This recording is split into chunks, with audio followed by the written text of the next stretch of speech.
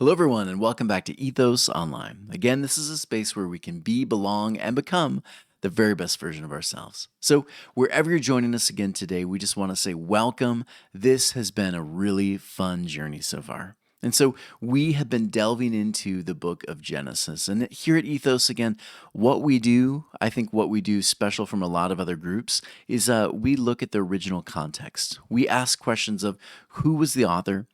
Who is the audience? Why is this written in the first place? And then we spend hours poring over all the different interpretations we can find, what different words mean different things. We spend a lot of time giving this book the time it deserves so that we can get a responsible reading from it, a responsible application. And so this book of Genesis, we're going to have about three or four more teachings over this. And after today, maybe three. But what we want to show you is the reason it takes so long, 2+ years of studying it, is that when you really take it responsibly, there's so much that opens up. If you don't take the time to understand what these words and phrases mean, we actually miss a plethora of beauty there. And so that's what we're doing every single week by pouring over the book of Genesis. And again, so excited to share this long playlist with people. Say, look, we studied this book. Here's what a responsible study looks like. It's not some cute Hallmark study where you spend a month on it and then you skip to the next book. We are doing deep, deep study. So we're excited to share that playlist when we finish. So today, we remind you again, the book of Genesis, like the rest of Torah, was not a history book. It was not written with specific times and dates so that people would look back and say, in the year 1500, this and this happened. This name and this name begot this name. Those names meant something powerfully metaphoric for these people. And so they did not take the book literally like we do. They took it symbolically in a really beautiful, rich way. Did it happen or not? Not really what they were interested in. They were looking for the meaning behind every story. And so the idea, again, Torah for them was because they compile all the books, the stories, the warnings, because they're in the middle of captivity. And so they don't want to assimilate, so they put all of this together so that they can keep the rich tradition of Judaism. And that's why, again, every time they open Torah, there's celebration, because they see themselves in every story. Whether it's Moses, Abraham, Joseph, whatever it is, they always see themselves in the story, and they're always challenged how to live differently, how to live counterculturally, how to be more human. Those are the things that this book is interested in. And so that's where we put our interests as well. So today we read chapter 48. We're going to do 22 verses. It's going to go quick. You'll see this verse set goes really quickly. So I'll read it first and then we'll delve in.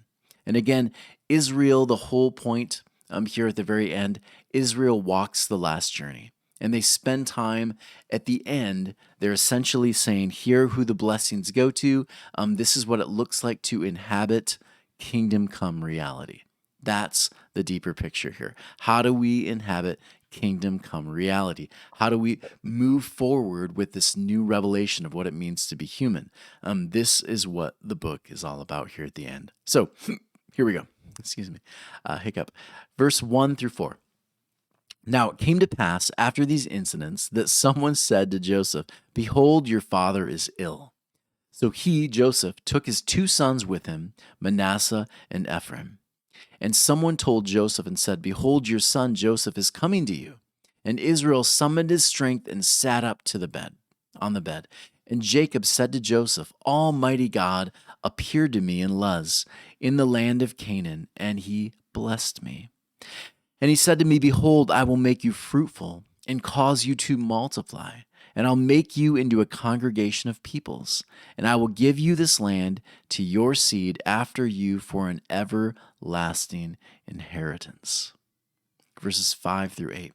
And now as for you, your 2 sons, who were born to you in the land of Egypt, until I came to you in the land of Egypt, they are mine. Ephraim and Manasseh shall be mine like Reuben and Simeon. But children, if you beget any after them, shall be yours by their brothers' names. They shall be called in their inheritance. As for me, when I came from Pardon, Rachel died to me in the land of Canaan on the way, where there was still a stretch of land to come to Ephrath. And I buried her there in the way of Ephrath, which is Bethlehem. Then Israel saw Joseph's sons, and he said, Who are these? 9 through 12. Joseph said to the father, They are my sons, whom God gave me here. So he said, Now bring them near to me, so that I may bless them. Now Israel's eyes had become very heavy with age, to the extent that he could not see. So he drew near to them, and he kissed them and embraced them. And Israel said to Joseph, I had not expected to see even your face, and behold, God has shown me your children too. And Joseph took them out from upon his Jacob's knee, and he prostrated himself to the ground. And Joseph took them both, Ephraim at his right from Israel's left, and Manasseh at his left from Israel's right, and he brought them near to him. But Israel stretched out his right hand and placed it on Ephraim's head. So it would have looked like this, right?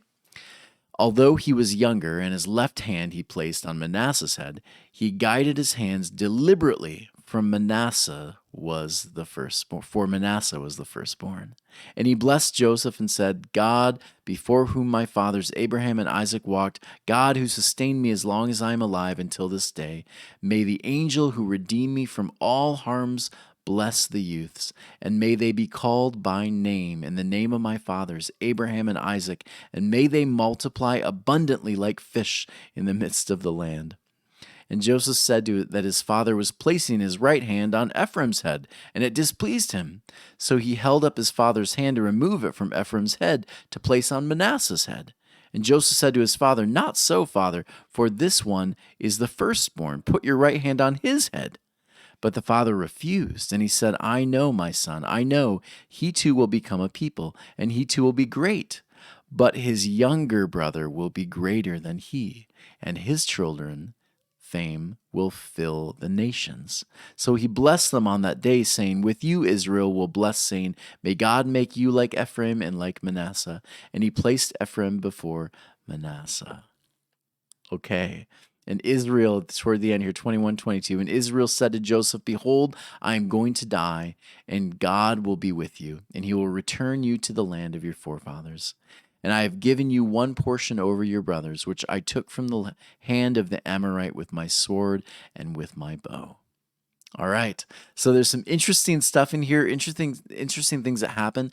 And again, often after Joseph meets the brothers, most people skip over pretty much this entire section. And it's because there's just not a lot of interesting narrative moments here, except for one. And so they'll kind of touch on it sometimes, but mostly they'll just skip over it. And so again, what we're dedicated to doing is reading through the entire book. And so let's do it again. I'm just going to point out little bits and pieces where there are either rabbinical interpretations, where there's some kind of Hebrew word that might have meaning, or there's something that just stands out for me or others as we've read it through. And so verse 1, notice this. He took his two sons with him, Manasseh and Ephraim. And so the rabbinic idea here is that he takes them again so that he can bless them. Here's one rabbinical interpretation I found interesting. Ephraim and Manasseh were each given one part of the double portion of inheritance and became two of the tribes of Israel.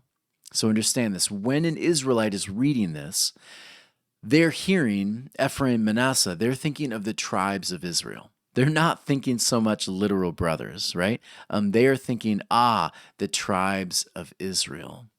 Got it, right? These two names, again, really interesting. They mean fruitful and multiply.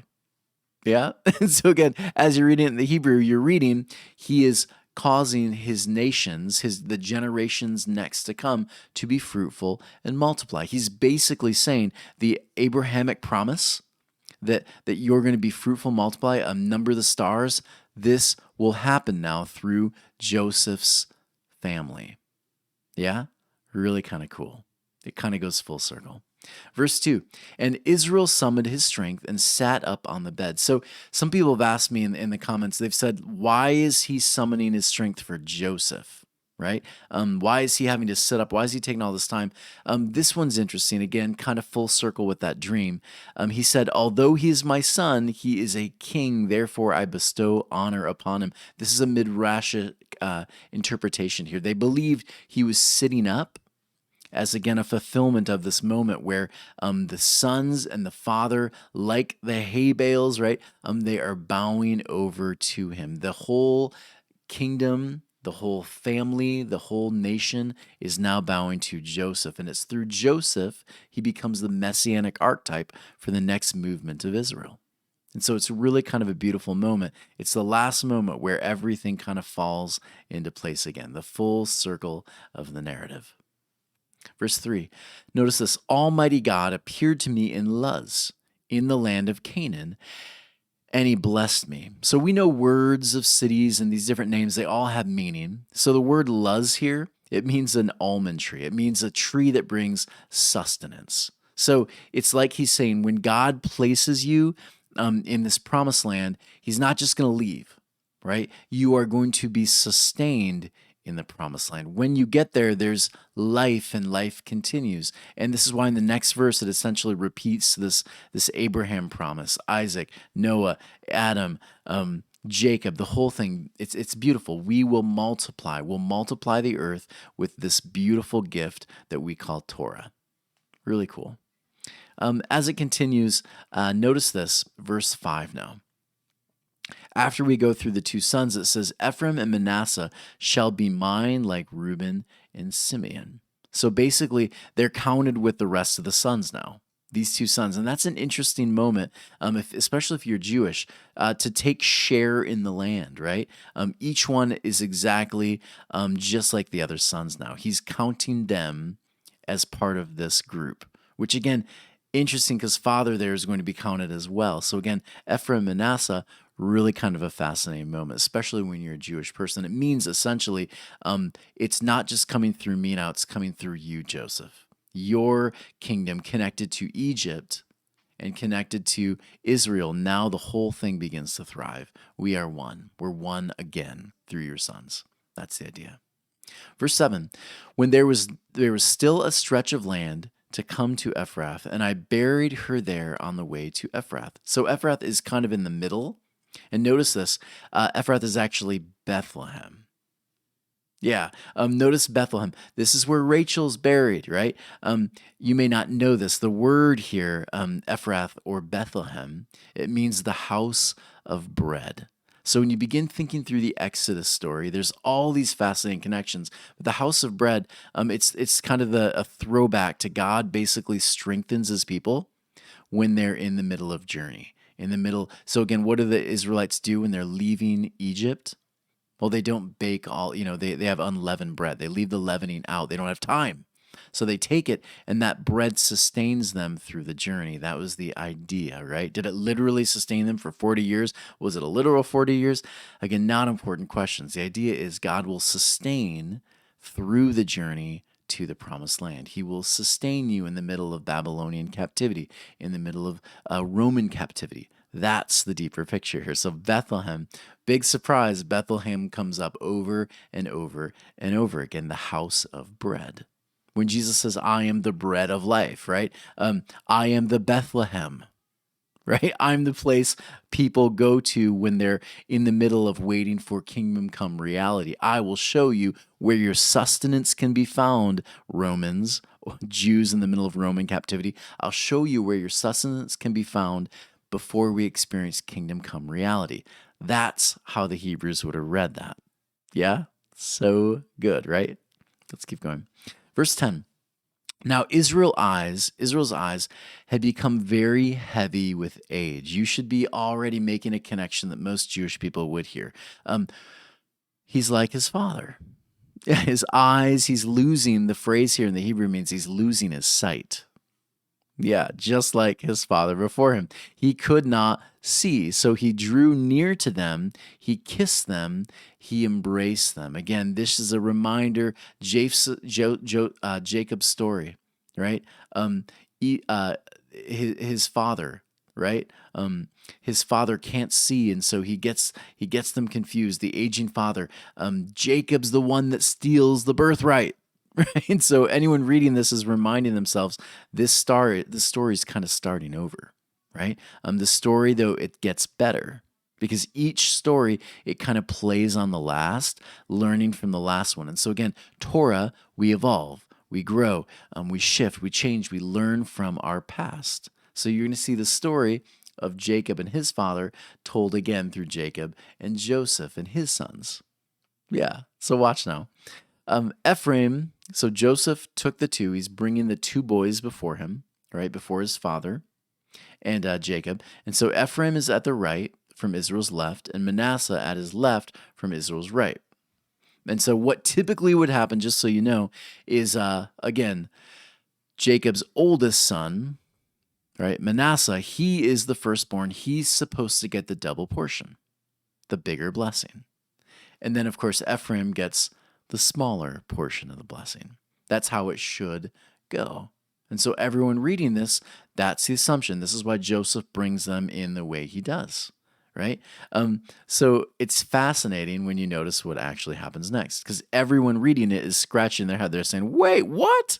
No way, right? For us reading it, it's not a big deal. For them, they would have been like, culturally, this is a shock, right? Why would they do this, right? Why would Jacob do such a thing? Especially since he was there just not that long ago with his father. It would have been mind blowing, right?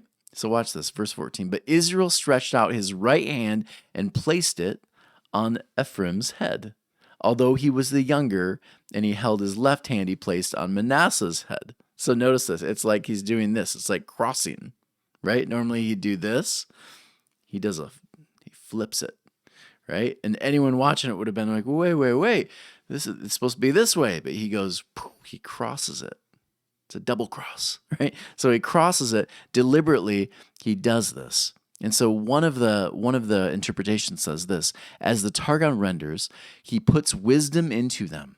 So again, this is the cultural idea here. He's blessing them with the greatest gift you can give to the next generation, which would have been wisdom.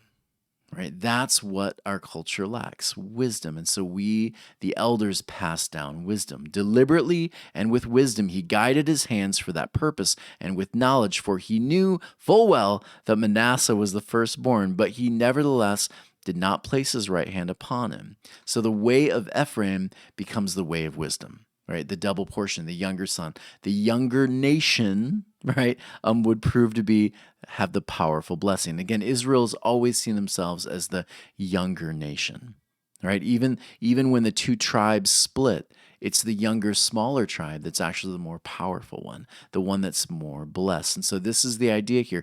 Torah is the guide that's going to lead you to wisdom. It's the younger group, right? The smaller group that usually is the one that ends up with the deeper wisdom, the deeper blessing. Let me keep going. Verse 16. May the angel who redeemed me from all harm bless the youths, and may they be called by my name and the name of my fathers, Abraham and Isaac, and may they multiply abundantly like fish in the midst of the land. So again, kind of a weird interpretation here in the English. Fish on land. Yeah, it doesn't make sense. Unless, of course, you understood the Hebrew, which means they will be as abundant as they are in the sea as people are on the land. That's kind of what the Hebrew interpretation. But the idea again, they're going to be blessed. They're going to multiply. They're going to multiply the earth like the number of the stars.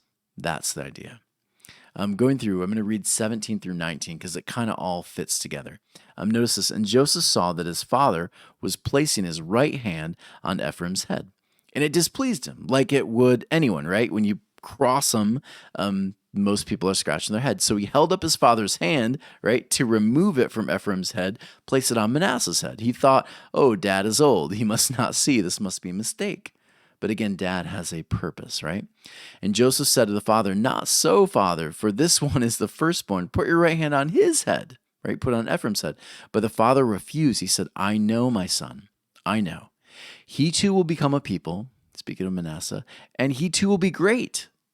But his younger brother will be greater than he, and his children's fame will fill the nations. And again, this is why historically we know in Moses' day, Manasseh outnumbers Ephraim, more than I think it's 20,000, right, in numbers. But Moses shows, like in faith, that finally Ephraim will grow past Manasseh. And this is kind of Jacob's little prophecy here, right? Ephraim will begin to outnumber Manasseh. It's just going to take time, right? He becomes the greater nation, the greater tribe. Good. I like this here. This quote is one of my favorite in connection to chapter 48. Jacob was illustrating a divine principle which he had learned, that God blesses us apart from any merit on our part. The world would have picked the skillful archer Ishmael. God picked Isaac. The world would have picked the rugged outdoorsman Esau. God picked conniving Jacob. The world would have picked the older Manasseh. God picked the younger Ephraim. And so, again, the idea here from Rabbi Yaakov, he says the idea here is deep within Judaism. Because, again, think about Israel. I think we tend to forget this. Israel is a very, very tiny tribe. They're basically insignificant, right? They're just this nomadic herdsman tribe that just kind of wanders and lets their cattle graze. That's all they are. They seem very insignificant. And yet, because they are a peaceful group, because they offer so many beautiful things, because they have the gift of Torah, they actually offer the world something beautiful. We bring kingdom of heaven reality. And so even though we seem small, even though the world would choose Egypt, the reality is the real blessing can be found in this tiny little nomadic tribe. Yeah, that makes sense, right? The world seems to buy bigger and better, right? More powerful, more money, more influence. That's what the world often does around us. That's what our culture seems to push. And so that's why, again, I am so drawn to this tiny tribe and their book, right? Their compilation, because it's such a beautiful narrative. This is a tiny tribe that over and over and over again is beaten down, right? They're a group of people that just seem to get the raw end of the deal every single time. And yet they hold together, and they're a group of people that say, we're not going to quit.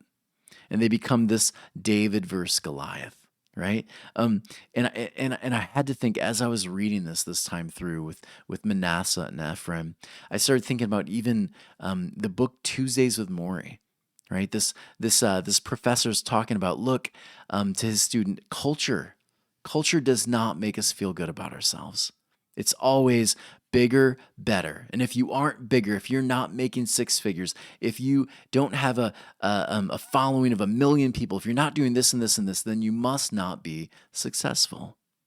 But the kingdom come story, the Israelite Jewish story, is that it's always the small movements that when they begin to gather steam, it starts small, but they begin bigger and bigger and bigger.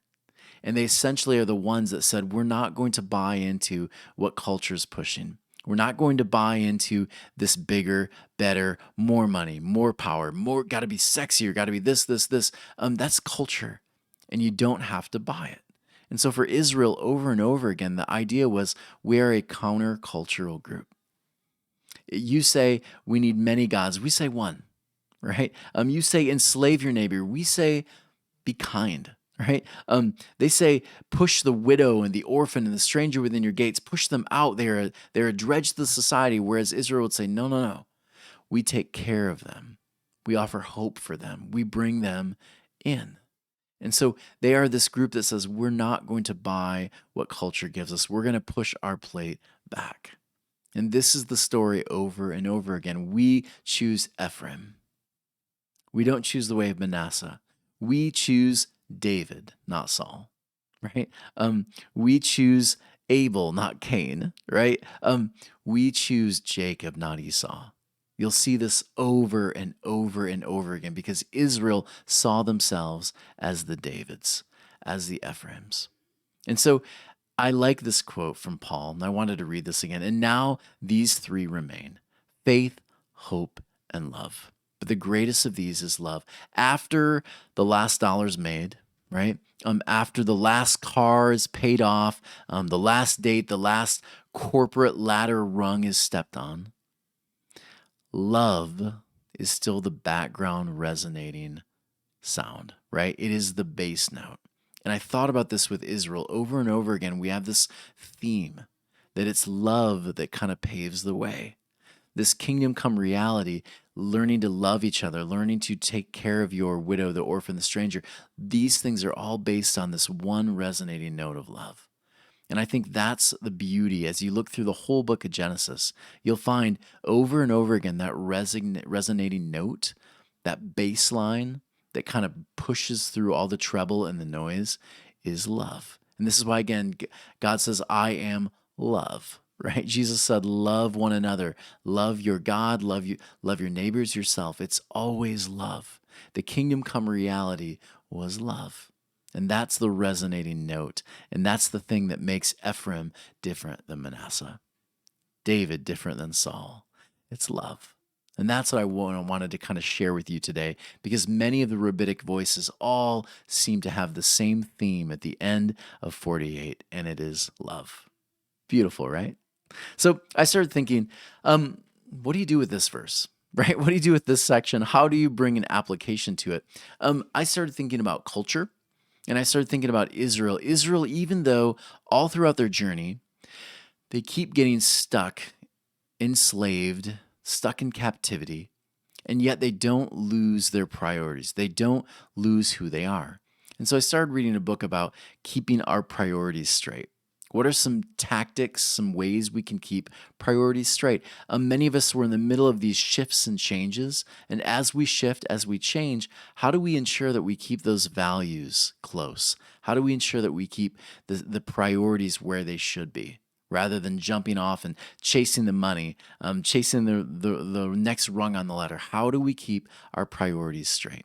So here are a couple ideas from Tim Ferriss. He says this: number one, create a list. And I would love for you to actually do this. I did it this week. It's actually been really helpful.